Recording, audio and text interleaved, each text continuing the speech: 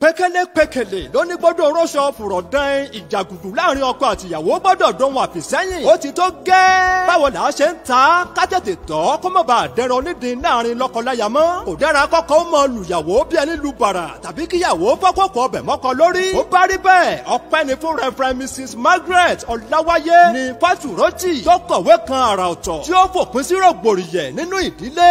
Enough is enough on domestic violence. Lórúkọ ìwé náà ó ṣe pàtàkì láti rà á. Ṣé ẹ rántí arábìnrin òǹkọrin ìgbàgbọ́ ni Sista Ọ̀ṣínnàṣì tó dára alẹ̀ nítorí ìjàgùdù. Àló tó gẹ́. Àbẹ́ ìmọye ìdílé tọkọ tàbí ìyàwó ti dèrò ẹ̀wọ̀n látàrí èdè ìyedè tó búrẹ́kẹ́ láàrin wọn. Enough is enough. Gbogbo ẹ̀yin tẹ́ ẹ fẹ́ lọ́kọ gbéyàwó ẹ̀yin dádì and mọ́mì. Ẹ máa béèrè fún kọ́pì tiyín látọ̀dọ̀ Amazon.com for free shipping. Fún àlàyé lẹ́kùnrẹ́rẹ́ ẹ kàn sí www.widowsadvocate.org tàbí email wuraola55@gmail.com. Enough is enough on domestic violence. Látọwọ́ Reverend Mrs. Margaret Ọláwáyé. Ẹ máa rà ó.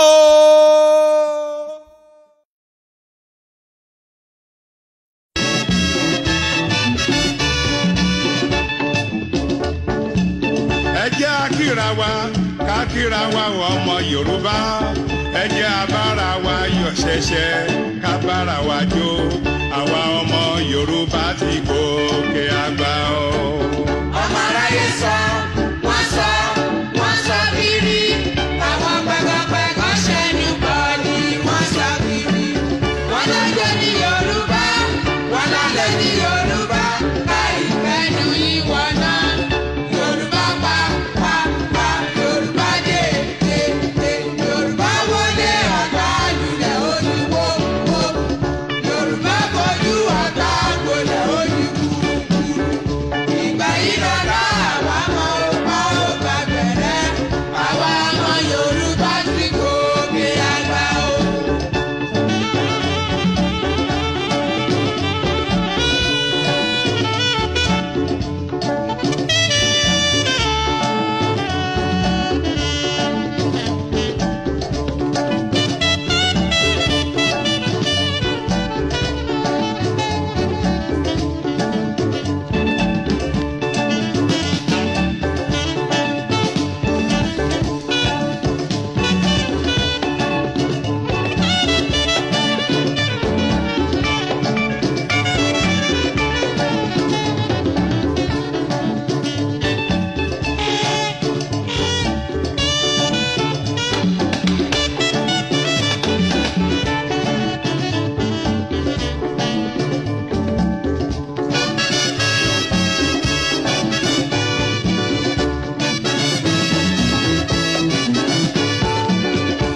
Sọ́pọ̀lẹ̀ ni wá kó wá wo bí ilé tí ń jóná bí pápá kó wá wo bí mọ́tò tí ń jóná bí pápá kó wá wo bí ènìyàn tí ń yọ̀rọ̀dọ̀ bí àkàrà ẹ̀wẹ́ tiẹ̀. Kó takuru. Ẹ̀wẹ́ tiẹ̀. Kó yọ̀rọ̀dọ̀. Ẹ̀wẹ́ tiẹ̀. Kó takuru. Ẹ̀tún bá mi wẹ́ tiẹ̀. Kó yọ̀rọ̀dọ̀. Ìgbà yìí lọ́dọ̀ àwa mọ ọ̀pá ọ̀gbà bẹ̀rẹ̀. Àwa náà bá Olódùmarè lólùgbèjà o. Àwa ọmọ Yorùbá ti gòkè àgbà o.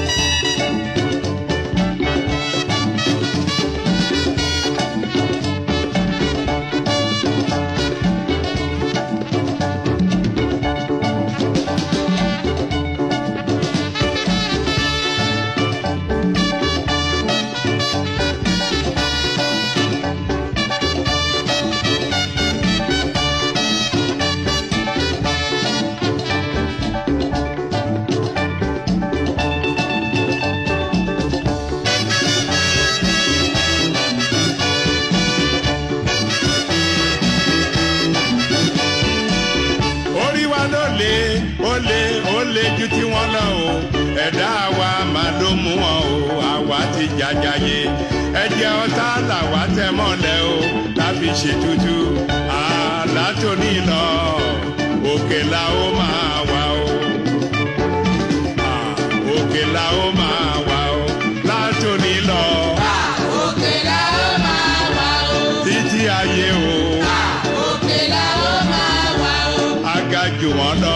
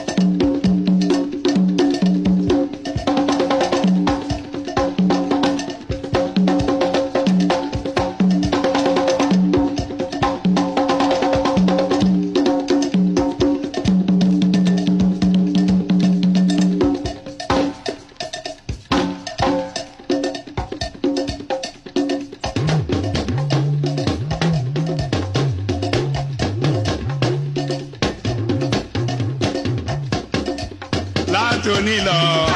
Òkè la ó máa wà o. Aga jù wọ́n lọ. Òkè la ó máa wà o. Látòní lọ. Òkè la ó máa wà o. Aga jù wọ́n lọ. Òkè la ó máa wà o. Aga jù wọ́n lọ. Òkè la ó máa wà o. Títí ayé o. Òkè la ó máa wà o.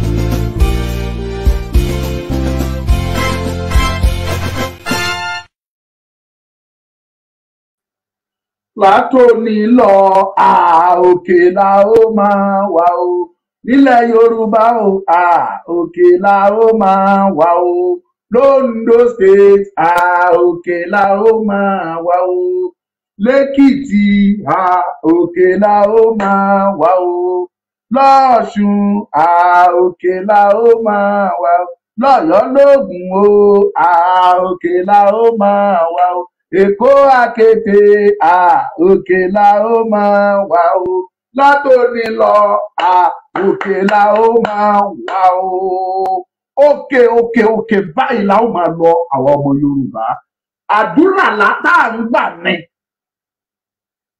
Ẹ kú lẹ́lẹ́kan sí gbogbo ẹ̀yin olólùfẹ́ mi gbogbo ẹ̀yin ojúlówó ọmọ Yorùbá káàkiri àgbáyé níbikíbi tẹ́ ti ń wọ ọmọ lúkà mo kúkú ti dé gẹ́gẹ́ bí mo ṣe ń dé.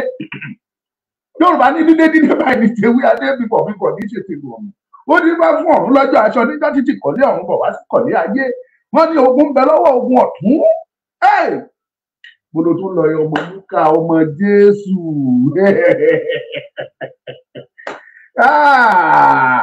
ẹ̀yin ó tèmi ẹ̀yin olólùfẹ́ mi báwo ni o ṣe wà lálálálálálálá ṣe wà ẹ̀yin tèmi o wà o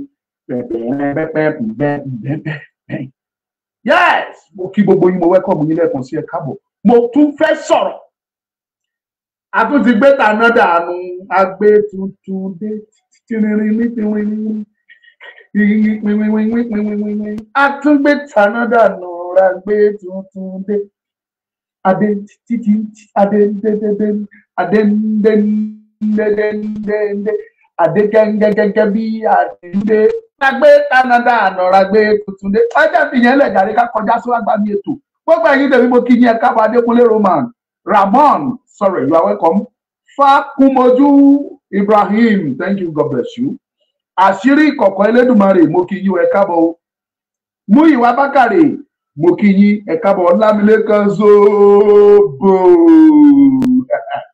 èèyàn mi pàtàkì kò wá ní bàjẹ́ fún ẹ o àtàárọ̀ àtọ̀sán àtàlẹ́ kò ní bàjẹ́ fún ẹ níjà bíkì you are welcome ẹ máa bá mi tẹ yín tèmi ní TikTok ẹ máa tẹ ẹ máa gbọ́ sí àṣẹ ẹ máa tẹ ẹ máa bọ ẹ máa tẹ ṣé ẹni bá ṣe ń tẹyàn ní ẹ máa bó sọmọ nígbà máa bó sí ẹ jẹ́ kí n meet up pẹ̀lú tájẹ̀tì nílé ní mi ò gbé nǹkan tó pọ̀ síbẹ̀ àìkọjá ààyè wa ìdí tá a ṣe ń mú ní títí nìyẹn òjò wà ní tìyín God bless you Múyìwá Bákàrè thank you I saw you I cite you there yẹ kí ni Mustapha thank you gbadé gẹṣin gbadébọ̀ èèyàn ni wọ́n tiẹ̀ gbadé gẹṣin èèyàn ni ojú ò gbọ́dọ̀ tọmọ Ọlọ́run ojú ò kì í tọmọ owó. God bless you young Hamid, I appreciate you, thank you. Ẹ má jẹ́ ń fa ọ̀rọ̀ gùn torí tí bá ní kí máa kí títí kí n tó kí àwọn ti YouTube tán kí n tó kí àwọn ti Facebook kí n tó pọ́ sórí TikTok.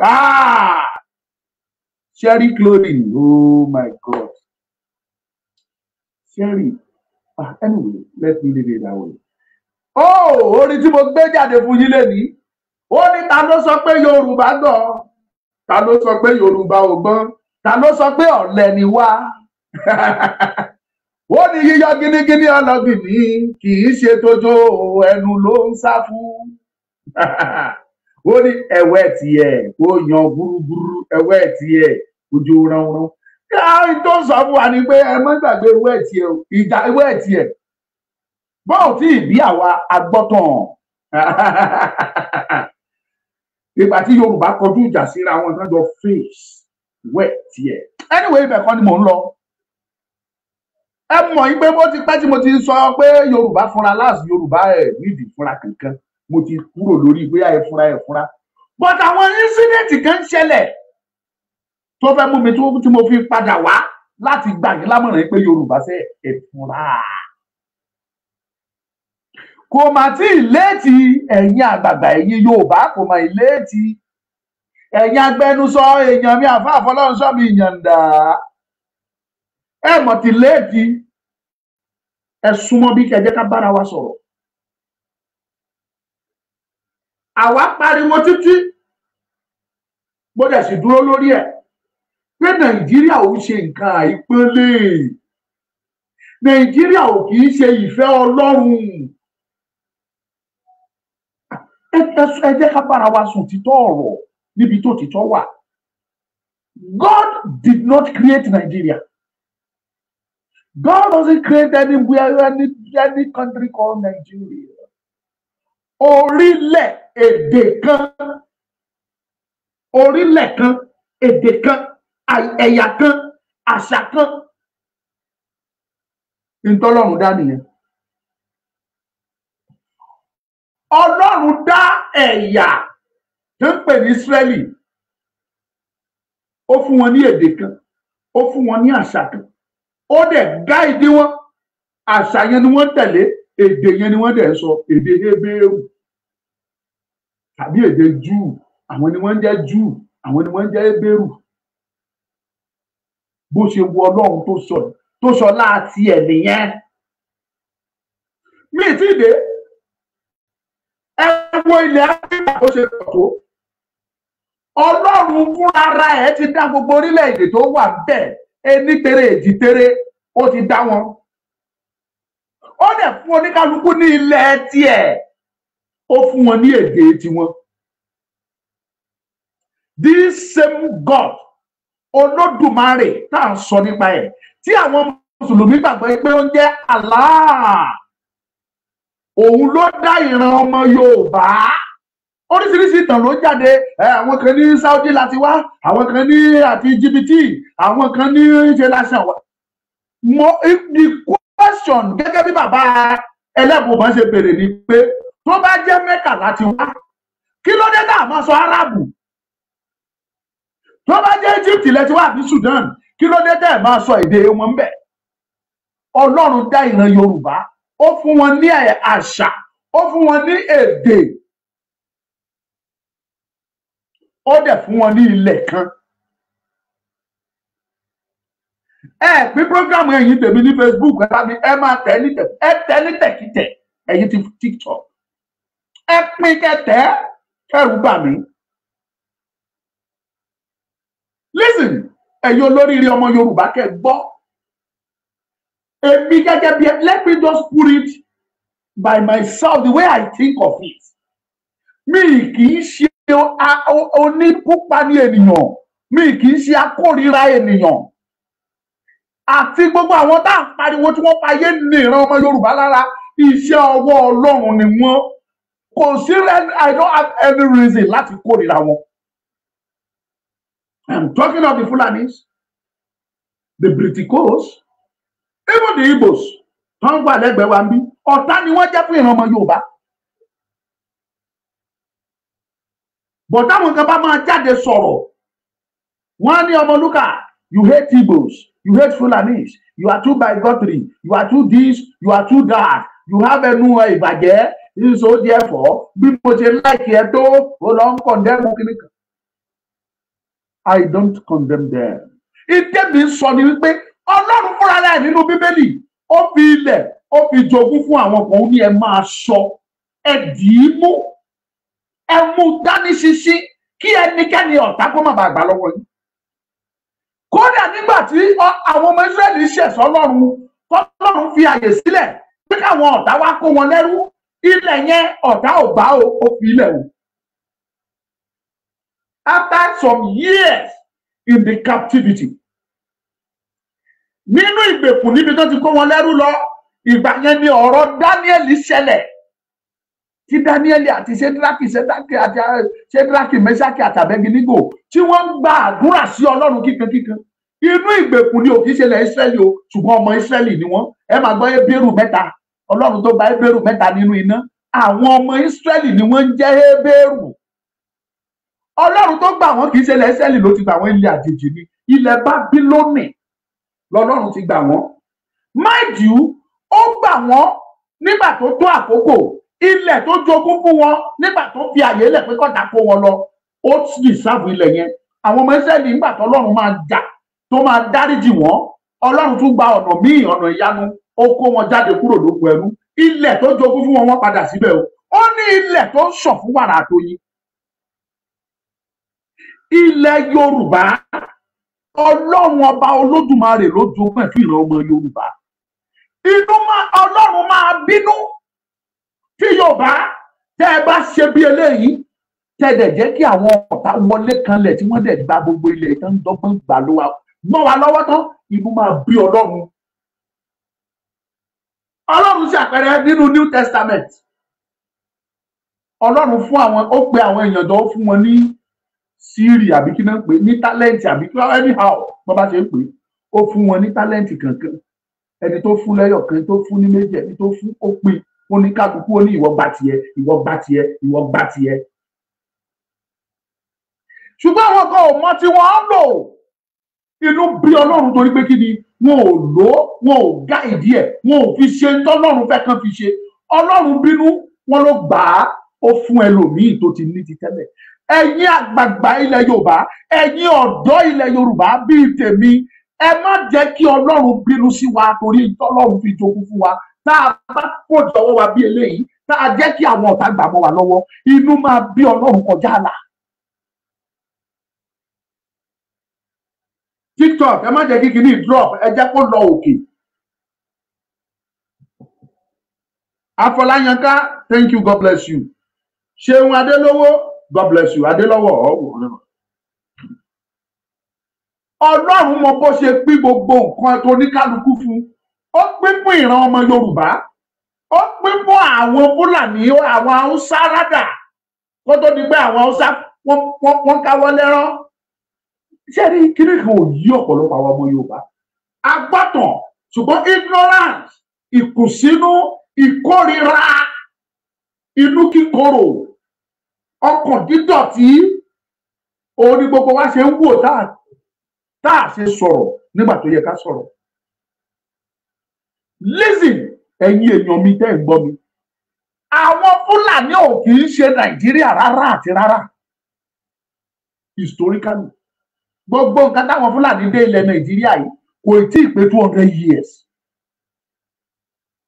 Nígbà táwọn Haúsá, ojúlówó Haúsá tí wọ́n dẹ̀ ti wà lórí ilẹ̀ wọn for donkey years, for more than 1,000 years. Ìran ọmọ Yorùbá ó ti wà lórí ilẹ̀ Yorùbá for more than 10,000 years. Bẹ́ẹ̀ náà làwọn ọmọ Ìgbò, àwọn náà wà lórí ilẹ̀ wọn àtàwọn ẹ̀yà míì bẹ́ẹ̀ bẹ́ẹ̀ tí wọn ò tiẹ̀ pọ̀, tí wọn ò tó kankan. But àwọn Fúlàní wọ́n wọlé wá torí pé wọ́n bìlíìfù lórí jihad. Tẹ́ ẹ bá wo àwọn Fúlàní gangan, tẹ́ ẹ wo àwọn Haúsá gangan, ẹ mọ̀ yàtọ̀ láàrin wọn ẹ rí i pé wọ́n yàtọ̀ síra pọ́nbélé ṣùgbọ́n torí pé wọ́n ti wọnú ara wọn dúdú ti wọ pupa pupa ti wọ dúdú wọ́n ti bímọ fúnra wọ́n ti jọ rò pọ̀ so therefore kò jẹ́ kí wọ́n lè differentiate wọn lọ́dọ̀ ẹlòmíì ni o but táwa bá rí wọn à ń mọ̀ yìí pé Haúsá rè Fúlàní rè àwa ti point it wá débẹ̀ ó dẹ̀ ní ta fi mọ̀ wọ́n. ẹ̀yin dẹ̀ ń wò mí ní Facebook ẹ̀ pín ní ìṣe ẹ̀ pín.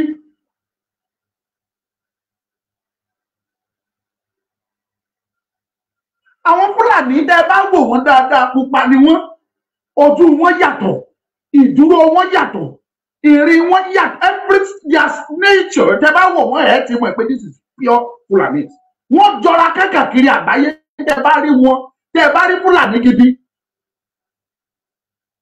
látòrílẹ̀-èdè Mali tó fi wọ Burkina Faso tó fi wọ Niger tó fi dé Chad tó fi wọ Nàìjíríà tẹ́ bá rí Fúlàní ẹ̀ mọ̀ pé Fúlàní rèé ṣùgbọ́n torí pé àwọn Haúsá ìtàn táwa gbọ́ sọ wípé àwọn èèyàn gidi tó níwà tó láàánú tó lómi àánú lójú ní àwọn ẹ̀yà tí wọ́n ń pè ní Haúsá ṣùgbọ́n torí ojú bẹ̀rẹ̀ nítorí àánú wọ́n ṣe bí eléyìí Fúlàní wọlé wọ́n dọ́gbọ́n tàn wọ́n jẹ wọ́n náà gbẹ̀sìn wá wọ́n gbẹ̀sìn yẹn àwọn náà bẹ̀rẹ̀ sí ní wọlé tẹ̀ wọ́n bẹ̀rẹ̀ sí ní gba ẹ̀sìn yẹn wọ́n gbé mùsùlùmí àwọn Haúsá lẹ́sìn wọn tí wọ́n ń sìn kí á tó ní àwọn Fúlàní dé àwọn tó ń pè ní Haúsá gangan àti gbọ́ ìtàn wọn inú ẹ̀ láti gbọ́ ìtàn àwọn tó ń pè ní Haúsá bọ́pọ̀ àgbàǹsá bọ́pọ̀ àwọn mẹ́rìnlá yẹn ọmọ bàbá àjọ ní gbogbo àwọn ni wọ́n create àwọn ni wọ́n dá ilẹ̀ Haúsá yẹn àwọn ni wọ́n ní gbogbo ilẹ̀ Haúsá pátápátá Haúsá bọ́pọ̀ àgbàǹsá bọ́pọ̀ Bàzámì ni ọmọ àlè ọmọ ọkọ jẹ́ méje ọmọ àlè jẹ́ méje bọ̀ gbogbo wọn pátá ni wọ́n create ìtàn pè ní ilẹ̀ Haúsá ọmọ bàbá ni wọ́n ṣùgbọ́n legal wife ó bímọ méje ìyàwó tí ò dẹ̀ ṣe legal wife tó jẹ́ pé àlè ó bí méje òun ni wọ́n ṣe pé wọ́n ní Haúsá bọ́ọ̀kùẹ̀ àǹbàǹzá bọ́ọ̀kùẹ̀ gẹ́gẹ́ bá ṣe sọ ní ìtàn táwa gbọ́ ìtumọ̀ Haúsá ọmọ ló ń jẹ́ bẹ́ẹ̀ ọmọ ló ń jẹ́ bẹ́ẹ̀. now nígbà táwọn Haúsá dẹ̀ wò títí tó fọ ọmọ lẹ́rán Fúlàní gbógun wọlé olórí wọn Othman Dan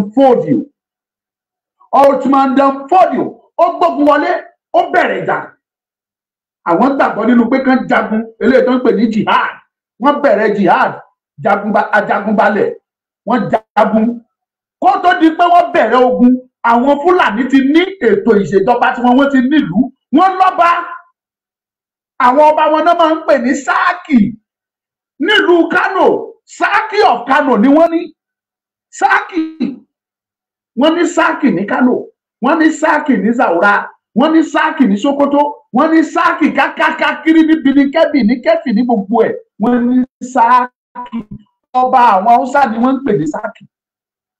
That is the title of the kings of the Hausas. ṣùgbọ́n bàtà àwọn Fúlàní dé wọ́n jagun yìí wọ́n borí àwọn Haúsá wọ́n pa gbogbo àwọn ọba Haúsá wọ̀nyí tó pè ní sáàkì yẹn àwọn Fúlàní pa gbogbo wọn Othman Dan Fodio ó gé orí gbogbo wọn pátápátá ni ó dẹ̀ gbé ọmọ Fúlàní ó fi ṣọba sí ìlú yẹn ó dẹ̀ pè ní emir of that town. ẹ má gbàgbé o pé ọmọ Othman Dan Fodio ọmọ ẹ̀ òun ni Alimi tó gba Ìlọrin mọ́ Yorùbá lọ́wọ́ di ọ̀la ọlọ́la ṣùgbọ́n ibẹ̀ kọ́ mo ti lọ. Pánsá òfúnra ó já síná agbọ́n òfúnra kò lóyin ọ̀bọ òfúnra kò dènìyàn Yorùbá ìfúnra mọ̀ lóògùn ata o. àwọn Fúlàní pa gbogbo ọba àwọn Haúsá wọ́n dẹ̀ mú ọmọ tí wọ́n sọdọba síbẹ̀ wọ́n fi ṣe emir of ìlú kankan lẹ́ni kò síbi tí wọ́n ti ń jẹ sáàkì mọ́ ní gbogbo ilẹ̀ Haúsá pátápátá sáàkì kò sí mọ́ nílẹ̀ Haúsá ìtò wà ń bẹ̀ lọ́wọ́lọ́wọ́ báyìí emir ni bẹ́ẹ̀ bá débi Emir of Zozo, Emir of Daura, Emir of Bichi, Emir of Boko, Emir of Birikebi, Emir of Kano, Emir of Daura, Emir of Dano, Emir lẹ́bàá máa gbọ́. Ẹ bá mi pín kíní ẹ̀yìn tèmi ní TikTok. Ẹ jẹ́ máa wo láìkì yín.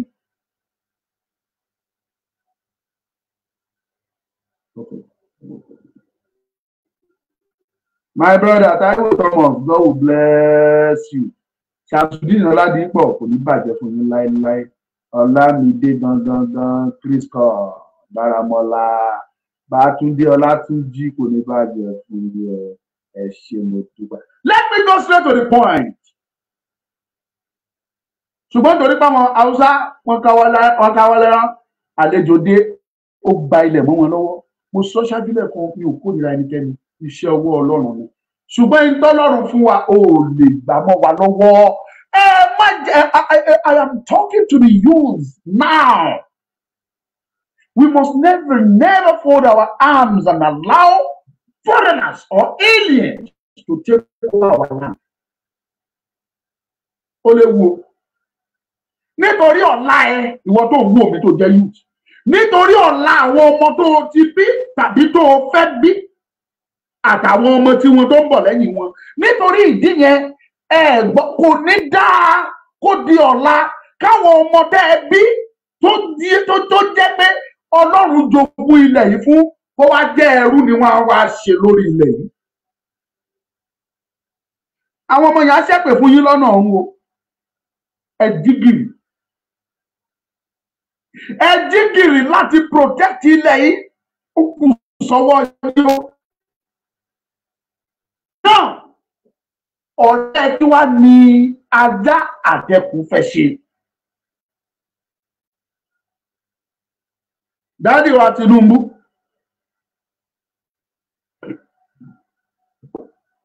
wọ́n mi lè argue bóyá ẹ ṣèjọba yín tàbí ẹ ní ṣe. Mi ò ní kẹ́ má ṣèjọba yín. I didn't campaign for you. I did not vote for you. As a matter of fact, I didn't even go out to vote for anybody because I have no interest in that election. Perhaps.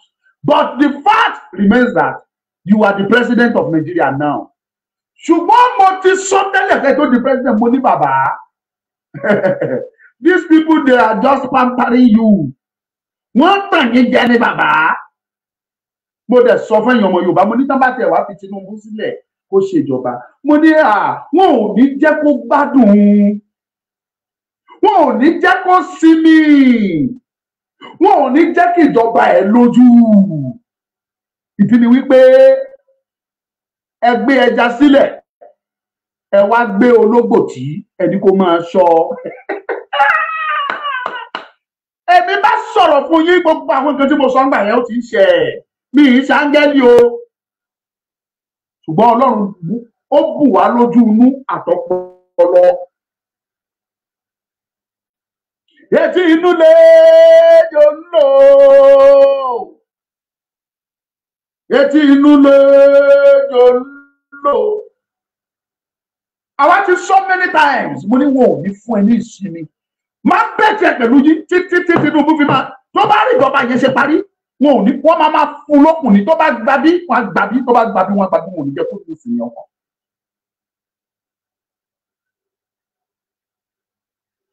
But kì í ṣe business mi. What I am trying to tell you my people was that mọ́tò bàjẹ́ engine ẹ̀ knock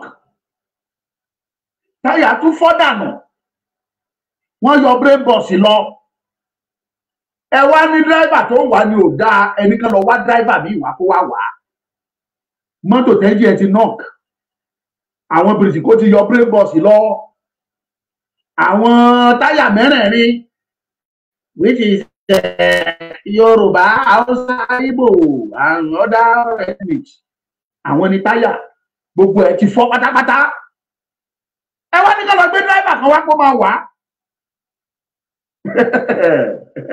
ẹni ká lọ gbé ẹjọ́ májíìkì wo ni dírẹ́fà yẹn fẹ́ ṣe. Nigeria for you is a dilapidated olórúkọ tó máa ń pa àwọn mọ́tò tó ti bàjẹ́ kí ló ń pè ó jalopy Nigeria is a jalopy màámi yẹ ti kún mi ọwọ́ mi rèé màámi kò ní bàjẹ́ fún mi títí láéláé jalopy mọ́tò tí ò lẹ́ńjìn tí ò ní táyà tí ò ní brain box ẹ wá ní ẹnìkan wá jáde ó sọ fún yín ó ní màá wa mọ́tò iṣẹ́ ẹjọ́ ẹ̀ wá bí lérè pé kí ni májíìkì wo ló fẹ́ ṣe tó fẹ́ fi wa ọkọ̀ yìí tí ẹ bá wo Nàìjíríà lẹ́nìí ẹ rí i pé kò sí ẹ́ńjìn nínú Nàìjíríà kò sí táyà lẹ́sẹ̀ ẹ̀ tó fẹ́ fi rìn kò sí brain box mọ́ bọ́dì nìkan ló kù fún Nàìjíríà orúkọ nìkan lẹ̀ ń gbọ́ ẹ máa gbọ́ giant of Africa Nigeria giant of Africa ẹ̀tàn ló ń jẹ́ bẹ́ẹ̀ kò sí kankan jáde outside Nigeria kó lọ sáwọn other countries wọ̀nyẹn kó ojú tó fi ń wo Nàìjíríà wàá mọ̀ pé Nàìjíríà ti tán. Ti Ghana ibi yìí kàn bá lè kápá sókè fún Nàìjíríà yìí pé Nàìjíríà must get out of our skin. Ama for God's sake. There is no need for me to tell you more that Nigeria is gone. Nigeria is finished.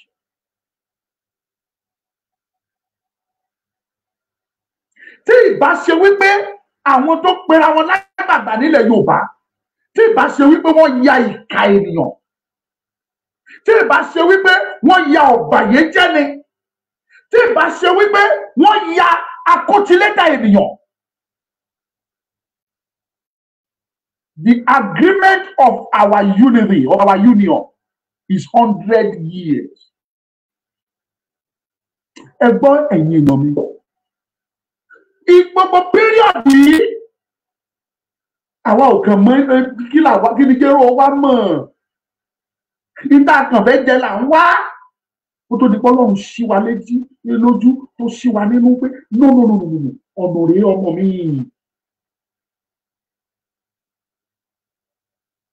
Àwọn àgbààgbà wọ̀nyí kàkà kan jókòó after 100 years pé kán sọ fáwọn èèyàn pé ẹ máa bọ̀ ẹ jẹ́ ká jọ jókòó ìpàdé yìí.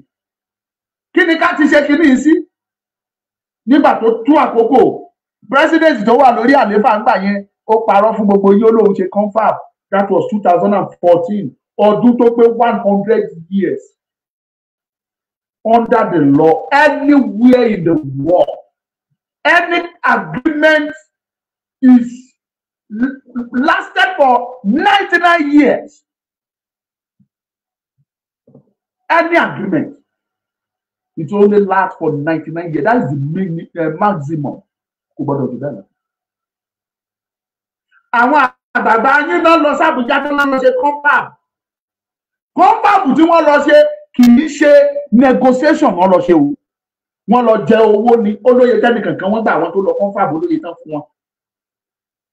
Olóyè ọ̀nà tí kan ibi wọ́n gba ọ̀nà wálé award ibi olóyè tí ẹnìkankan wọn tó sit olóyè tán gbà wọ́n sùn hòtẹ́ẹ̀lì ọ̀fẹ́ wọ́n jẹ oúnjẹ ọ̀fẹ́ for that period of time tó fi ṣe confab wọn bóyá 3 months kan náà lò oúnjẹ ọ̀fẹ́ mọ́tò ọ̀fẹ́ everything wọn ọ̀fẹ́ wọ́n tún gbowó for that period of time. Listen ẹ̀yin ọmọ Yorùbá gbọ́ ìdí tí mo ṣe ń tẹnumọ́ eléyìí tẹ́ ẹ bá wo kan tó ń ṣẹlẹ̀ ní the whole wide world in the global village today ẹ rí i pé tí Yorùbá ò bá múra wọn kan di àmúlò anything can happen to Nigeria. Bó tiẹ̀ jẹ́ pé àwọn kan dúró wọn ní Nàìjíríà ò ní pín lójú wọn you be God. Nàìjíríà ò kì í ṣèfẹ́ Ọlọ́run.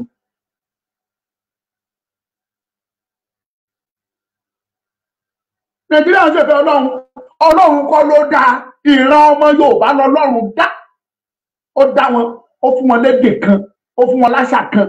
Èmi báyìí mi ò kí ẹ mọ èdè kan ní gbogbo Yorùbá ń sọ. Donation yẹn lè yàtọ̀ síra ṣùgbọ́n èdè kan la jọ ń sọ. Jẹ́ bàbá sọ̀rọ̀ lọ́dọ̀ mi mo gbọ́. Bíjẹ̀bù sọ̀rọ̀ lọ́dọ̀ mi mo gbọ́. Ìbàdàn bá sọ tiẹ̀ déédéé mi ló ṣe. Àkókò lèmi mò ń sọ Yorùbá kan sí àwọn kan ń bọ̀. Aráwọn tó ń gbọ́ mi lẹ́kọ̀ọ́ mo lọ́rẹ̀ẹ́ sí Àwórì, mo lọ́rẹ̀ẹ́ sí Ìjẹ̀bú, mo lọ́rẹ̀ẹ́ sí Ìbà lẹ́kọ̀ọ́, mo lọ́rẹ̀ẹ́ sẹ́pẹ́, gbogbo wọn ni ń pè mí tán ní Ọmọlúkà à ń gbádùn program rẹ. That is to tell you pé Yorùbá is one. Orílẹ̀-èdè kan. Kò ń ṣe orílẹ̀-èdè méjì. Kì í ṣe orílẹ̀-èdè méjì. Èdè kan Yorùbá kan ni. Ẹ pè méjì. Yorùbá. Now, ta ló sọ pé Nàìjíríà is created by God? Ọlámilékan Ṣòfò. Nigeria is created by God. Well, ọ̀rọ̀ ẹ ò tí ì yé mi dáadáa kó analyze ẹ̀. Torí máa ń gbọ̀n fún ẹni tuntun ọgbọ́n mọ̀ pé mi ò rán yàn. Ẹ̀yin tẹ̀mí ní Facebook ẹ bá mi pín kínní ìjáde. Ẹ bá mi pín kẹ́ni mi kò ní bàjẹ́ fún àgbà. Àgbà gíftà mi nìyẹn àwọn tèmi pàtàkì kò ní bàjẹ́ fún yín tẹ́lẹ̀ bẹ́ẹ̀. Ẹ máa bá mi jù síbẹ̀ ẹ máa jù kẹ́ẹ̀jẹ́ kó máa lọ. Listen ẹ̀yin ọ̀dọ́ ni mo bá sọ̀rọ̀. Ṣé a rí Fúlàní wọn ò ní mission méjì ju pé mission kan gbalẹ̀ lọ. Mo dẹ̀ ń sọ bí òwe. Mo ní bẹ́ẹ̀ fẹ́ bẹ́ẹ̀ kọ́ wọ́n máa gba ilẹ̀ Yorùbá yìí o. Ẹ̀yin ni ẹ máa sọ àgbàrá òjò sọ pé òun ò nílé wó. Onílé lásán pé mi ò gbà. Òwe Yorùbá ni o. Ẹ jẹ́ lọ sọ́dọ̀ Tinubu. Mo rò káyìn fúnra ara yín rí géèmù tó ń lọ. Yàtọ̀ sí kéèsì tó ń lọ ní court. Another case from United. Mo wà nínú program kan lẹ́ni ọmọ Yorùbá ló ń sọ̀rọ̀. Tinubu tó yẹ ká máa pọ́n lẹ́gan ni tó yẹ ká ṣe ni èèyàn fẹ́ kiri sọ́ọ̀tì ó fẹ́ kiri sọ́ọ̀tì wá ó ló wá sọ pé kiri kan tó bá fi lè discover wọ́n máa yọ àwọn ECOWAS kan tiẹ̀ kọ́kọ́ yọ àwọn ibà ṣe. Mi ò sọ pé ó parọ́ o. Tinubu fẹ́ kiri sọ́ọ̀tì. Tinubu ò fẹ́ kiri sọ́ọ̀tì. That is not my cup of tea. Ṣùgbọ́n tí mo fẹ́ kẹ́ ẹ mọ̀ ní wípé ìyà tó ń jẹ wá lè ní kì í ṣọ̀rọ̀ rìsọ́ọ̀tì o. Tí wọ́n bá sọ pé torí pé nìkan ò ní rìsọ́ọ̀tì ó tanra ẹ̀ jẹ. Kí ni rìsọ́ọ̀tì tí Babangida ní? Orúlu yín o. Kí ni rìsọ́ọ̀tì tí Gowon tó ní? Orúlu yín for years ní Nàìjíríà yìí. Kí ni rìsọ́ọ̀tì tí Ramat Muritala Muhammed kí ni rìsọ́ọ̀tì tó wà lọ́wọ́ ẹ̀ dìgírì wo ló wà lọ́wọ́ ẹ̀ ó rúlu Nàìjíríà o. Ọbásanjọ́ ọmọ àlè ó rúlu Nàìjíríà for years. Kí ni rìsọ́ọ̀tì tó ní? Agbọ́ nínú ìtàn pé primary six lọ́básanjọ́ fi wọ sójà ibẹ̀ ló ti bẹ̀rẹ̀. Bàbá ó ti ṣe president yín tán kó tó lọ ṣe dìgírì ní National Open University of Nigeria. Ó ti ṣe president yìí tán kó ṣe degree. Nígbà tó parí presidency ẹ̀ tán ó wá lọ ṣe degree. After tó parí degree ó ṣe degree theology ó lọ gba degree theology ó ṣe master. Báyìí agbọ́pọ̀ wọn ló ti ń ṣe PhD lọ́wọ́. Bóyá dẹ̀ ti parí I don't know. Bọ̀ mo gbọ́ pọ́n ló ṣe PhD Ọbásanjọ́. Ìwé wo ló kà tó fi rú yín? Wọ́n lábùkún ẹrù ẹ̀ máa wọ̀ ó lẹ̀ ń wòkè ẹ̀ wò sàlẹ̀. Kò sí tó kàn mí. Tẹ́ bá tún kúrò lórí ẹ̀ Ṣàgàrí grade 2 náà ní Ṣàgàrí ní dání grade 2 teacher. How many degree ló gbé sílẹ̀ nígbà tó fẹ́ ṣe president yìí? Buhari tó ṣe president ní 1983 kò tí ì ní wàhẹ́ẹ̀kì bóyá Cambridge náà dẹ̀ ń pé kò tí ì ní Cambridge ní 1983 tó gbàjọba ó dẹ̀ rú yín fún ọdún bíi méjì. Nígbà tó tún di 2015 this same Buhari ó padà wá ṣe president yìí o ẹ bèrè result ẹ kò rí múlẹ̀ o ó lọ́dún mẹ́jọ. Ó lò 8 good years. Ẹran dùdú ọ̀run ò jábọ́. Ìtí mò ń sọ bàbá yẹn sọmọrọ ó ní àmà sọ pé ṣèpọ̀ ọmọ Yorùbá ní ìbátẹ̀dẹ̀ jólè kán jẹ́ kó ṣèjọba ẹ̀. That is not what I'm saying. What I'm trying to tell you ọlọ́gbọ́n mo gbàgbọ́ pé ọlọ́gbọ́n ló máa yẹ ọ̀mọ̀ràn lámọ̀. Ẹnìkan kàwé kò kàwé kò ìyẹn ò ní kankan ṣe pẹ̀lú ọ̀rọ̀ tó wà nílẹ̀ ní Nàìjíríà. What is your cup of tea? Ṣé ìyẹn ló yẹ kẹ́ ẹ máa lé ní? Petrol is 600 naira per litre. A bag of rice is 58,000 naira to 60,000 naira. Local one is 40-something thousand. Sọ̀rọ̀ ẹnìkan ò mú rìsọ́ọ̀tì wá. Ẹni tí ò mú rìsọ́ọ̀tì wá lánàá ṣe kò rúdù yìí ni.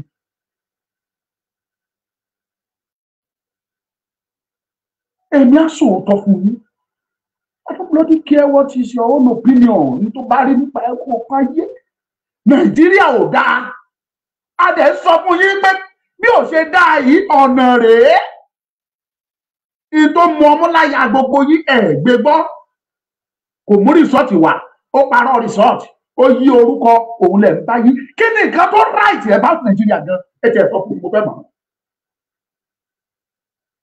What is right about Nigeria? Kí ni tó jẹ́ ní òní pa Nàìjíríà? This very Nigeria lẹ́jọ́ wà. Ẹni tó ṣe Islamic law. Wọ́n Nàìjíríà fi ṣe Chief Justice of the Federation. Tanko Anumakura. Islamic law. Lord. Buhari made him the Chief Justice of the Federation. Ọ̀run jábọ́ ni. Kí ló right ní Nàìjíríà? Kí ló normal about Nigeria? Things are not even normal. Láti bẹ̀rẹ̀ ni ò ti normal. Ní Nàìjíríà ti ń gbé dúdú tó fi ń ṣe pupa. Tó ń gbé pupa tó fi ń ṣe funfun. This same Nigeria kò ṣẹ̀ṣẹ̀ máa ṣẹlẹ̀ ṣùgbọ́n àwa ń sọ ọ̀nà àbáyọ ẹ̀ fún yín ẹlẹ́nu wa ń rò ẹni ká gbẹnu sọ̀hún.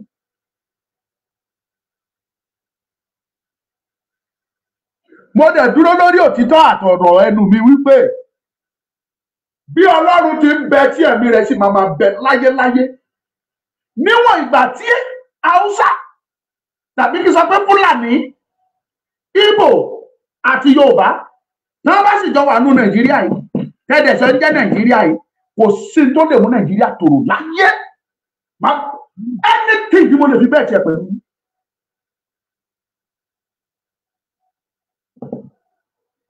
Níwọ̀n ìgbà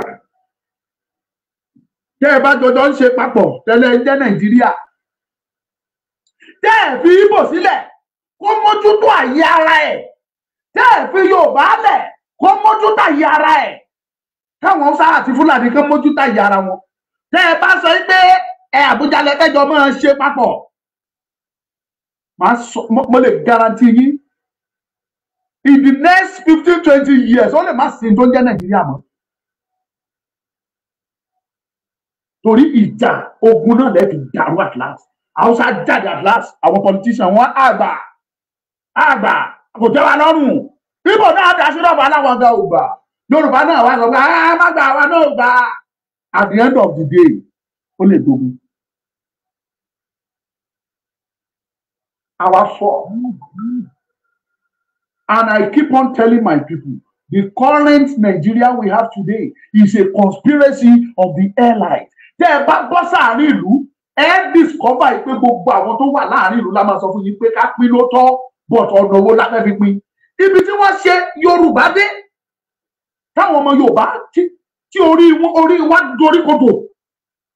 Not even me, orí tèmi ò dorí kodò torí wọn ò lè ṣe irú ẹ̀ nígbà tí n bá tọ́ ẹ pé mo gbé mi, wọn ò lè ṣe irú ẹ̀ ní ṣàkádì mi kí n gbà. Àwọn tó pera wọn lágbàgbà, tó pera wọn ní spokesperson, tí wọ́n ṣe òfin tí wọ́n kọ òfin lé yín lọ́wọ́, ọmọ Fúlàní kọ òfin fún yín, ó gbé lé yín lọ́wọ́ ẹ gbà á, ẹ dẹ̀ ń lò ẹ implement ẹ dẹ̀ lò. This same constitution ó sọ wípé Nigeria remain one country, indivisible nínú constitution yìí. Country tẹ́ ẹ mọ̀ wípé ẹ̀yà orílẹ̀-èdè, the nations that came together to form Nigeria go less than 200 nations nínú Nigeria yìí, and he said indivisible. And this is a country tó jẹ́ pé oníkálukú ń ṣe tiẹ̀ lọ́tọ̀ọ̀tọ̀ tẹ́lẹ̀ ni kẹ́ tó fọgbọ́n àlùmọ̀kọ́rọ́ yín kẹ́ tó fi sọ́dọ̀ dídì kan. Ẹ̀yin ọmọ Yorùbá tẹ́ ẹ bá tètè di ọ̀já, mo bẹ̀ Ọlọ́run ni kó mi má tẹ̀yìn wọ̀ gbin yín lẹ́nu. Ìdí tí mo jẹ́ ń pariwo eléyìí ni pé ibi tọ́rọ̀ ń lọ yìí àfàìmọ̀ ni ò ní dogun lọ́dẹ o ẹ lọ kọ́ èyí lọ́jọ́ kejì oṣù kẹwàá ọdún 2023 ibi tó ń lọ yìí yóò dogun ló dọ̀dẹ ṣùgbọ́n tó bá dogun ńkọ́ tó dọ̀dẹ ńkọ́ kí ni preparation yẹn ọmọ Yorùbá ní tí mo ti ń pariwo nìyẹn pé Yorùbá ẹ fúnra mi ò rí láìkí yín mọ́ o ẹ̀yin tèmi ní TikTok mi ìrọ́wọ́ yín mọ́ Facebook ẹ ti ń lọlẹ̀ díẹ̀díẹ̀ ẹ má lọlẹ̀ ẹ ní lọlẹ̀ lórúkọ Jésù ẹ má bá mi pín ló ń jẹ́ bẹ́ẹ̀ kẹ́dẹ̀ láìkí ẹ̀. àwọn Ìgbò wọ́n ti prepare ara wọn wọ́n ti plan ó pẹ́ tẹ́tí ní lọ́kàn báwọn fẹ́ lọ àwọn olè olórí burúkú oníjẹkújẹ tó wà láàrin àwọn ọmọ Ìgbò ní òtí ìjẹ kan lọ ìbámáṣe bẹ́ẹ̀ ni wọ́n á ti lọ tipẹ́. wọ́n ti ní plan sílẹ̀ wọ́n ti ní ìjọba àwọn Haúsá wọ́n ní ìjọba wọ́n dẹ̀ lófin tí wọ́n ń lò àwọn North àwọn Fulanis wọ́n ní ìjọba wọ́n ní sójà tiwọn wọ́n ní ọlọ́pàá tiwọn wọ́n ní immigration tiwọn wọn ò ní sọ fún yín immigration wọn ń gbé ìbọn ọlọ́pàá wọn ń gbébọn isba ó ń gbé ìbọn wọ́n ní sójà tiwọn wọ́n ti prepare ara wọn sílẹ̀ ṣùgbọ́n èyí Yorùbá kí ni preparation yìí oorun gbọ́bọ̀ dùgbẹ̀dùgbẹ̀ ń mì báàmì Tinubu ẹ jòkó dáadáa o ẹ wá nǹkan dìmú o ẹ gbọ́ ẹ wá nǹkan dìmú báàmì Tinubu torí pé kí ni dùgbẹ̀dùgbẹ̀ ń mì.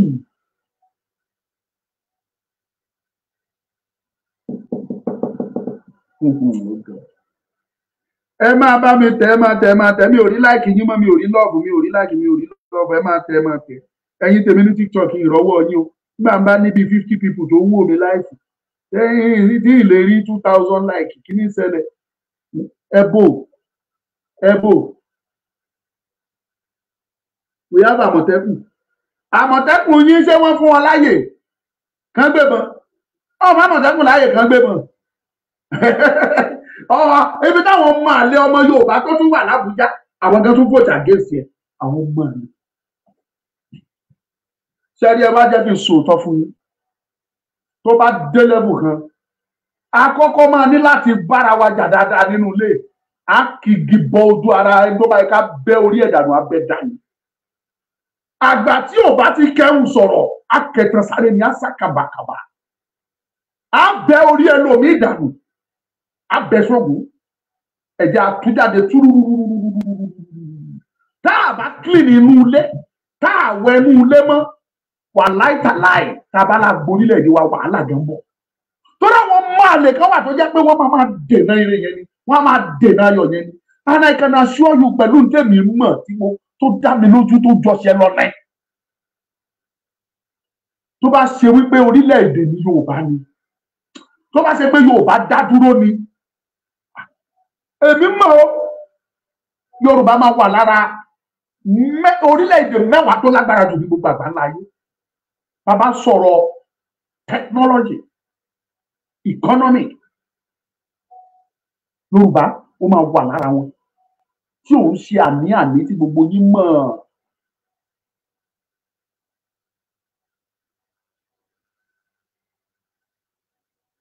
ẹ lọ UK ẹ bọ́ sí di economy wọn treasury wọn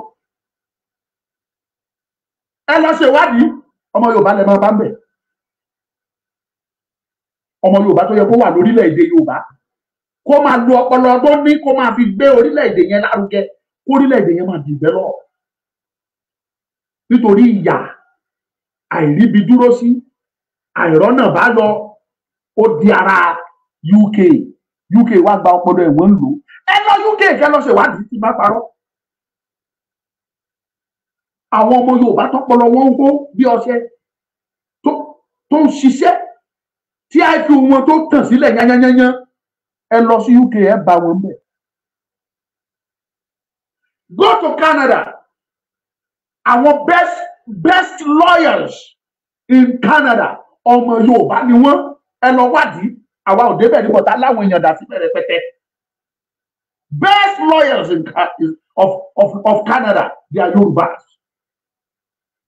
And in America, the best doctors in United States of America is Yorubas. Best engineer in Germany, and one set of the best engineers in Germany. And what you want, ọmọ Yorùbá lẹ máa bá bẹ̀.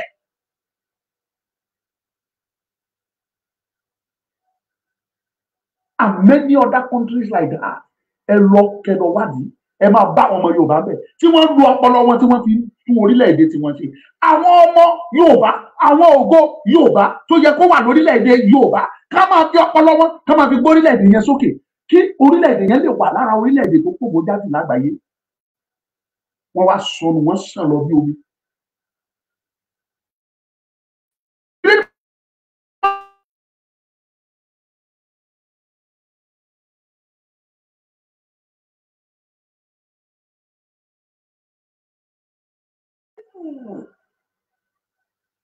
Ẹ wo àwọn yúùtù alẹ́ ní ìṣèlú gbogbo wọn fẹsẹ̀ wọlé kiri quality education ò sí mọ́ wọ́n báyé gbogbo yúùtù wọ́n báyé wọn jẹ́ no quality education again ọmọ pé kò sí quality education ọpọlọ àwọn ọmọ Yorùbá ó sì wo bí ọṣẹ ni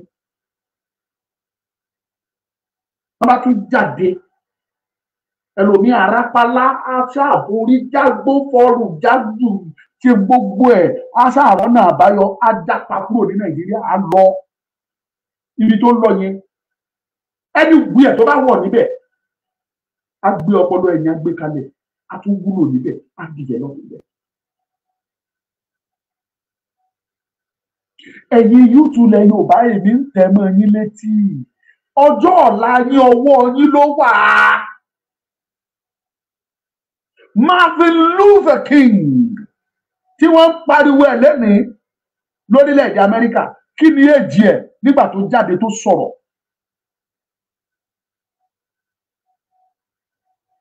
Gbogbo àwọn tó wà tó jìjà orílẹ̀-èdè Amẹ́ríkà Amẹ́ríkà fi di bí àpèwáwò fún everybody lẹ́nìí they are all youths kò sárúgbó mú wọn ẹ lọ ka ìtàn.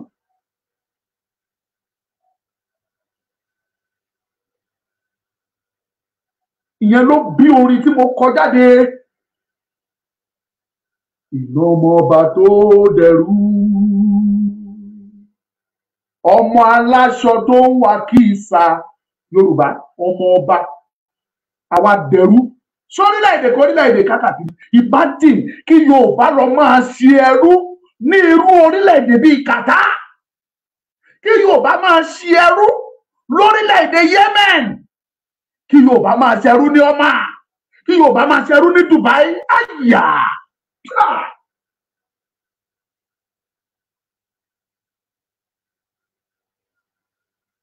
ẹ jìyà ẹlòmíì àjẹ pálábá ìyà nílé àtúndọ̀pọ̀ escape adé Oman tàbí kó dé Qatar tàbí Dubai wọn wá máa lò nílùú ẹrú wọn gbóúnjẹ sẹ́yìn á máa jẹun lẹ́yìn ẹ̀ adáná afọṣọ ajìyà ọmọ ọba èyí tó yẹ ká máa wá sórílẹ̀-èdè tí ká máa ṣiṣẹ́ níbí bóyá ẹ ọ̀pọ̀lọpọ̀ yín ẹ ti ignorance ò jẹ́ kẹ́ ẹ mọ̀ tẹ́ ẹ ní poverty ò jẹ́ kọ́pọlọ yín ríran direct mọ́ kẹ́ ẹ mọ̀ tọ́lọ́run fi jogún fún ilẹ̀ Yorùbá tẹ́ ẹ bá mọ̀ àwọn nǹkan tí Ọlọ́run fi sodo sí ilẹ̀ Yorùbá ni ẹ mọ̀ pé we are supposed to be among the top 10 in the world if not top 5.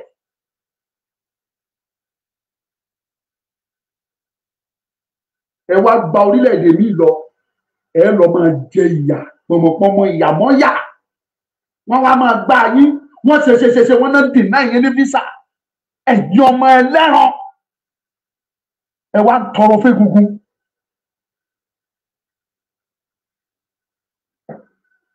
Ẹ̀yin ọmọ aláṣọ ìgbà tí ìlàjú ti wà nílẹ̀ Yorùbá nígbà tí Awólọ́wọ̀ tó ti dábìrà nílẹ̀ Yorùbá Dubai is a desert. Dubai, Qatar, they were all desert. Gbogbo 7 Emirates tó wà ní gbogbo coast yẹn pátápátá desert ní gbogbo ilẹ̀ yẹ̀pẹ̀ lásán kò sí kankan bẹ́ẹ̀.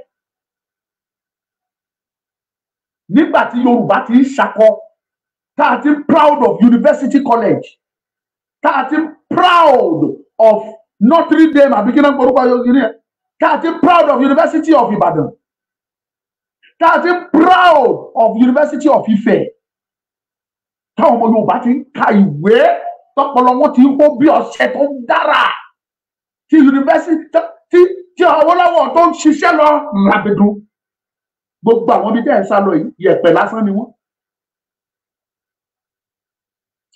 Ìtọ́lọ́run dẹ̀ yọ̀ǹda fáwọn kò tó bá pín ìtẹ́yìn ní nílẹ̀ Yorùbá tó bá pín sọ́nà mẹ́wàá àwọn tẹ́ ẹ sá lọ báwọn ò ní apá kan yìí. Ìdí tó dẹ̀ ṣe dàbẹ́ nípa ara rọ̀ wọ́n ọkọ̀ wọn balẹ̀ ní wípé ìtí wọ́n ní fúnra ara wọn ni wọ́n fi tún ìlú ara wọn ṣe. Ṣé ẹ mọ̀ pé ní United Arab Emirates àwọn Emirates tó wà ń bẹ̀ wọ́n fẹ́ tó bí méje historically méje. Lára wọn ní Abu Dhabi ọ̀tọ̀ ni, lára ibẹ̀ ní Dubai ọ̀tọ̀ ni. Dubai ní ọba tiwọn, Abu Dhabi ó lọ́ba tiẹ̀. Ṣùgbọ́n bó ṣe jẹ́ bí àgbà sí ló ṣe jẹ́ pé ẹni ọba tó bá ti wà ní Abu Dhabi òun ló máa ṣe ààrẹ, ló máa ṣe president. Ẹni tó bá wà ní Dubai ló máa ṣe vice ẹ̀. Owó tí wọ́n bá pa ní Abu Dhabi wọn ò kó wá sí Dubai o. Oníkálukú wọn ló ní business tí wọn lọ́tọ̀ọ̀tọ̀ ìtòníkálukú wọn ń pa wọn fi tún ìlú wọn ṣe ni. And that is ẹ̀bọ ìdí tẹ́ ẹ ṣe rí tí bẹ̀yẹn develop tó fi dìbò tó dà lẹ́nu nìyẹn. Ṣùgbọ́n nílẹ̀ Yorùbá wa ìròyìn ọ̀tọ̀ pọ́nbélé ni.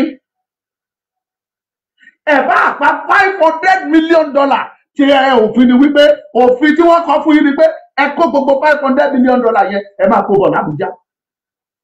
Tọ́ bá kó d'Àbújá kán wá gbọ́n joro inú ẹ̀ kán wá gbọ́n gbúrúrú ó yá ẹgbà ẹ kú iṣẹ́ ọmọ dáadáa àti gbọ̀n sí yín lọ́wọ́ ẹ máa lọ. Tàbí kán tiẹ̀ mú lára ẹ̀ kán fi nu ẹnu yín. Téèyàn bá ti ń jẹun tí ò bá fẹ́ fún ọmọdé tó bá ti ń wúwo téèyàn fẹ́ fún jẹ wàá fọwọ́ epo wàá fi yí ẹnu ẹ̀ ibi tí ò sí nílé la.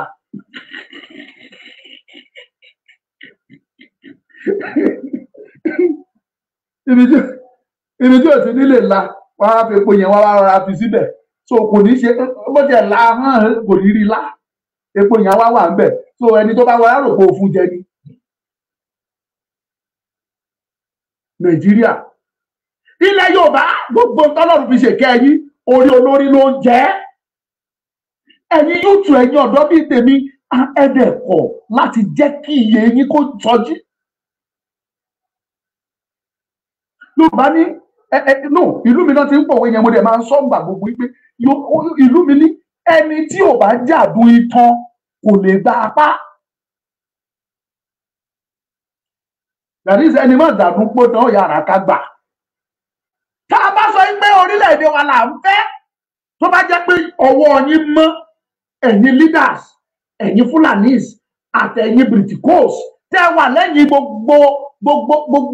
gbogbo afflictions tá à ń face nílẹ̀ Yorùbá tọwọ́ yín bá mọ́ ẹ ti pàpéjọ pé ẹ wá o àfẹ́kẹ́ pín o ṣùgbọ́n ẹ jẹ́ kó ní kálukú padà sí regional government ẹ máa mú percentage wá s'Àbújá bí wọ́n ṣe ń ṣe l'Amẹ́ríkà ṣùgbọ́n ẹ kọ̀ bí wọ́n ṣe ń ṣe ní UK ṣùgbọ́n ẹ kọ̀. Adẹ ojoojúmọ́ ń sọ fún yín pé àwọn tó wà lẹ́yìn ọ̀rọ̀ yìí wọ́n mọ nǹkan wọ́n mọ àrà tí ìran Yorùbá máa dá bí wọ́n ṣe takú pé láyé Yorùbá ò lè tó òmìnira. Ìní tèmi wọ́n bá ti fún Ìgbò láyè kí Ìgbò lọ tipẹ́tipẹ́ ṣùgbọ́n ìgbàgbọ́ wọn ní pé tí Ìgbò bá lọ Yorùbá náà lè fẹ́ lọ òun náà ṣe kàn tó jẹ́ kí Ìgbò lọ wọn ò dẹ̀ fẹ́ kí Ìgbò lọ láíláí wọn ò dẹ̀ fẹ́ kí Yorùbá lọ. Yorùbá ní kọ̀ọ̀sán wọn torí ibẹ̀ ní kókó ọbẹ̀ wọn ibẹ̀ ní ilé ọbẹ̀ wọn. Yorùbá ẹ̀yin ọ̀dọ́ ẹ jí mo bẹ̀ yín ni ẹ jí ẹ sọ ẹ gbìyànjú kẹ́ ẹ ro àròjinlẹ̀ lórí ọ̀rọ̀ yìí ọ̀rọ̀ yìí ẹ̀yin lérò pé tó lé ní ó lè lé ṣùgbọ́n ohun tó níyì kì í ṣọ̀fẹ́ tó níyì kì í ṣọ̀fẹ́ ẹ̀yin ọ̀dọ́ bíi tèmi. There must be a sacrifice. Nítorí yóò ṣọ̀fẹ́ mo bẹ̀ yín ni. Ọ̀la ní ọwọ́ yín ló wà, àtẹ́lẹwọ́ yín ni. Your future is in your hands. Ó wà ní ìkáwọ́ ọwọ́ ẹ̀. Mo bẹ̀ yín o. Kó tó di pé ó pẹ́ lápẹ́jù. Kó tó pẹ́ lápẹ́jù. Yorùbá ẹ fura. Kó tó di pé ó pẹ́ lápẹ́jù yé o. Ẹ fura. Yorùbá orílẹ̀-èdè tá gbé bí mi o, ilẹ̀ tó ṣàn fún wàrà àti oyin. Iwájú iwájú ló yẹ kó pa ẹbí tí Yorùbá rẹ sí o, ṣùgbọ́n lẹ́yìn lẹ́yìn là ń jẹ lọ. Yorùbá o ìnàmọba tó dẹrú, ọmọ aláṣọ tó wà kìsà, ọmọ ẹlẹ́ran tó jẹgun, kí la ó ti ṣe yìí sí o Yorùbá ẹ fúnra. Yorùbá ẹ fúnra o, ẹ lọ pílánì. Dùgbẹ̀dùgbẹ̀ kan mì ó ṣeéṣe kó jáwọ́.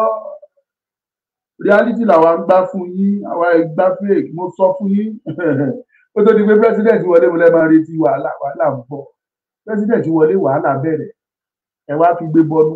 Níbi tó ká mi lára dé gbà yẹn, mo ní ẹni tó bá sunkún nínú yín tí Tinubu bá wọlé, tẹ́ ẹ bá pariwo pé ìlú lé káyé ṣe, mo fègúnlé fún gbogbo wọn nítorí ìlú ló bí mi. Mo rí mo mọ̀. That is why tí mo ṣe sọ gbà yẹn pé kí ni òun sọ̀nà. Ẹ má jà support this election. Let us fight for our own nation. Tá a bá ń jà fún orílẹ̀-èdè wa táwọn ọba fẹ́ ká pín wọ́n pè fún negotiation pé ẹ máa bọ̀ ẹ̀jẹ̀ ká jòkó kílẹ̀ fẹ́. But they are not ready for any one of it. Ó ti wá létí gan orílẹ̀-èdè wa là ń fẹ́. Mo sọ gbà yẹn o, mo ní gbogbo ẹ̀yin dẹ́ ń pariwo Tinubu yìí o. Tí Tinubu bá wọlé, àìdá Tinubu Àtíkù tàbóbi tó bá wọlé tẹ́ ẹ bá sunkún pẹ̀lú le. Ègún ni mo fi lé fún wọn gbà yẹn. Ọjọ́ tí Tinubu wọlé gangan làwọn kan ti pariwo ìlú lé o, Tinubu ò bá bá jẹ́jẹ́, ó yọ kíní kan, ó yọ bọ́sibì bọ́sibì.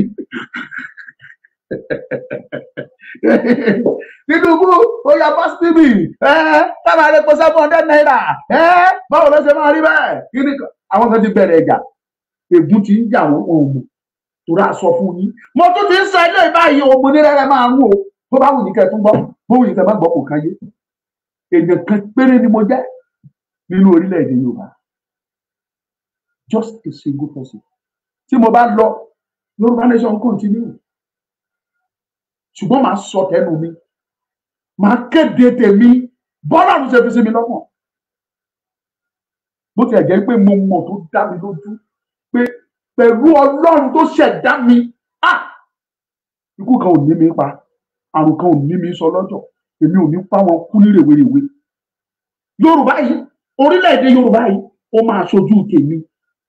Àsíá tí mo mú dání, mo sì mú dání lọ́nà tí ò tí ì ṣe. Màá mú dání ọ̀fíṣíálì tí màá nà án. Tèmi náà wá celebrate 10 years independence of Yoruba land, 20 years independence of Yoruba land, 30 years independence of Yoruba land, 40 years independence of Yoruba land, 50 years independence of Yoruba land, 60 years of Yoruba land independence, 70 years, 80. Mo ti a ṣe bọ́lọ́run ti ń bẹ tí ẹ̀mí rẹ̀ bẹ, ọba tí ò ní yípo padà láì lọ́ba tí jẹ́ Olódùmarè. Yes. Put your mind at rest. Tí ẹ bá ní kò rọrùn. Brother mi, ohun tó dára kì í ṣọ̀fẹ́. And that will be all for today. Omoduka is my name. Thank you and God bless you all. Èyí tó lọ́n bá fún lórí ọ̀fẹ́ ó ti yé yín o, ẹ bá wa láìkí ẹ bá wa pín, ẹ bá wa ṣí ẹyin fún olólùfẹ́ mi ní YouTube. Kò ní bàjẹ́ fún yín, kò ní bàjẹ́ fún yín. I so much love you all. Ẹ bá fẹ́ ràn mí lọ́wọ́, ẹ bá ṣe ń wò ó, ẹ fílẹ̀ wò ó dáadáa. Ẹ má mọ̀ wo débi kan kẹ́ ẹ tún kọ̀ tẹ̀, ẹ wò ó kẹ́dẹ̀ make sure pé kí ni tẹ́ ẹ pín, ẹ ṣí ẹ káwọn èèyàn kẹ́kọ̀ọ́. Ojú òní tí yín o, God will continue to bless you all. Thank you and thank you and thank you. Ó yá, ẹ̀yin olólùfẹ́ ẹ bẹ̀rẹ̀ sí ní kọjáde, ìbùkún ní fórílẹ̀-èdè Yorùbá ẹ máa kọ́. Kí ló dé? Ẹgbẹ́ láìkì wọ 5k láìkì náà, kí ló ń ṣẹlẹ̀? Ẹgbẹ́ wọ 5k jọ, ẹ má tẹ̀ jọ. Kí ni ṣe yín? Ẹ tẹ̀, ẹ fún mi gift ẹ̀ tún lè fún mi ní láìkì. Ìmú gift kò mí dẹ̀ lè mú ìdarí. Alhaja Mojísọ́lá, God will bless you. Alhaja mi Alhaja. Yétúndé Kazeem. Ó yá, ìbùkún ní fórílẹ̀-èdè Yorùbá ẹ máa tẹ̀. Ẹ máa tẹ̀, ẹ máa tẹ̀. Ẹ máa tẹ̀. Ẹni tẹ́ ẹ̀ tí ìwo ìpìlẹ̀ ọ̀rọ̀ orin tọmọlúkà ṣẹ̀ṣẹ̀ kó jáde, ẹ lọ wo ó wà nínú YouTube Ọmọlúkà o. Ọmọlúkà Great TV. Ẹ ṣáà ti tẹ̀ ní YouTube, ó máa gbé gbogbo Ọmọlúkà jáde. Wàá ti rí ìpìlẹ̀ ọ̀rọ̀ yẹn bẹ̀, playlist ẹ wà bẹ́ẹ̀ kó síbẹ̀. Ẹ lọ bọ, ẹ rí i pé iṣẹ́ kì í síbẹ̀, ó kí pápápápápá. Mo bọ̀. Ẹ bá mi pín o, àti lọ lé o, táìmù ti lọ. Ẹ bá wa pín. Ẹ ràn wá lọ́wọ́ pẹ̀lú data, ojú òní tì yín o. Ọjà òní kò ní lọ́mọ jẹ o. Ẹ fi data ràn wá lọ́wọ́ o. Ẹ send message sí wa, ẹ jẹ́ fi nọ́mbà síbẹ̀. Nọ́mbà tẹ máa pè sí rèé o. Ẹ̀yin tẹ bá fẹ́ fún wa ní data, ẹ kàn send pé nọ́mbà wo ni kẹ́ ẹ ṣe sí. Màá send nọ́mbà tẹ máa ṣe sí fún wa. Ẹ wò kíní tá à ń lò rèé. Ìgbé ẹ ti rí òun ni ráútà tá à ń lò ní. Ṣé ẹ ti rí àti ráńtẹ̀nà ẹ̀ ò ráútà tá à ń lò nìyẹn. Data ló ń jẹ o, kì í ṣe omi o. Tó bá jómi á lọ máa pọn omi sí lórí. Data ló ń jẹ. Ẹ ṣe data fún wa káwa náà rí i. Ẹ kàn ṣáà mẹ́sẹ̀gì wa pé send us the number for the data. A fi sí, bó dẹ̀ jọ̀wọ́ lẹ fún wa, a fi ṣe sí. Ní tá a máa fi ṣeré òòrè wọ́n ti fún wa. Ẹ bá fún wa lówó, a tẹ̀ sí, a tún máa rí lò. Ojú òní tì yín, God will bless you. Thank you and thank you and thank you. Marriage is not a destination, but it's a journey that entails patience, endurance, mutual respect, forgiveness, and a number of other things to get one to the desired destination. But a marriage can be funny at times when it turns to other side, like great sadness, worry, a high level of tension, anxiety, and depression. But do not panic. Enough is enough on domestic violence is the solution. I recommend a book for you, Enough is Enough on Domestic Violence by Reverend Mrs. Margaret Olawaye Nefaturoti. For free shipping, the book is available on Amazon.com. For more info, log on to www.widowsadvocate.org or email widow55@gmail.com. Enough is Enough on Domestic Violence, a solution book to all marriage problems. Get your copy now. Wọ́n massive global kórè wọ̀lú o. Torí lóye. Ẹ̀tàlẹ́.